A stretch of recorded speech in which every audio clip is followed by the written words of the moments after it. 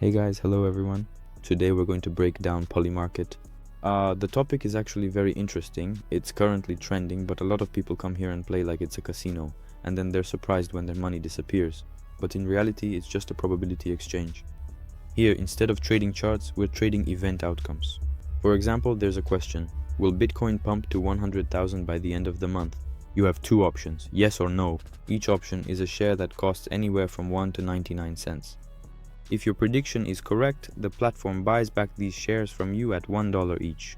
Accordingly, your margin is the difference between the price you bought the share for and that $1. It's all about math, friends, no magic involved. Guys, registration here is really simple.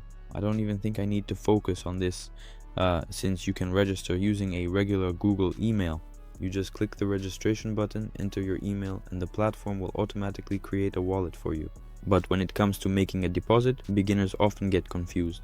We need USDC, a digital dollar. Go to deposit, select USDC, choose the Polygon network, and then accordingly, copy the address and top up your balance. So now let's move on to choosing markets. Actually, there are tons of categories here: crypto, politics and games, sports, and more. Here, we're not looking at the picture, but at the amount of money in the current market. If you see that only a couple $1,000 are circulating in the market, just move on, friends. There's no liquidity there. That means you can easily enter, but you won't be able to exit at a fair price because the order book is empty.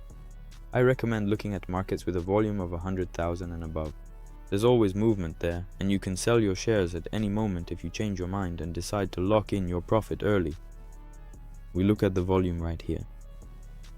2 million in volume, 556,000, 118 million in volume. And look, right now there's a huge volume somewhere, 1 billion. 1 billion in volume, friends. This is where you can really make money. Friends, this is the main trap where everyone gets shaved. If you take a close look, the button clearly indicates that the stock price is currently sitting at exactly 15 cents per share. And when you decide to go in with $500, magic happens. In the average price line, the stock is 20 cents. This is called slippage.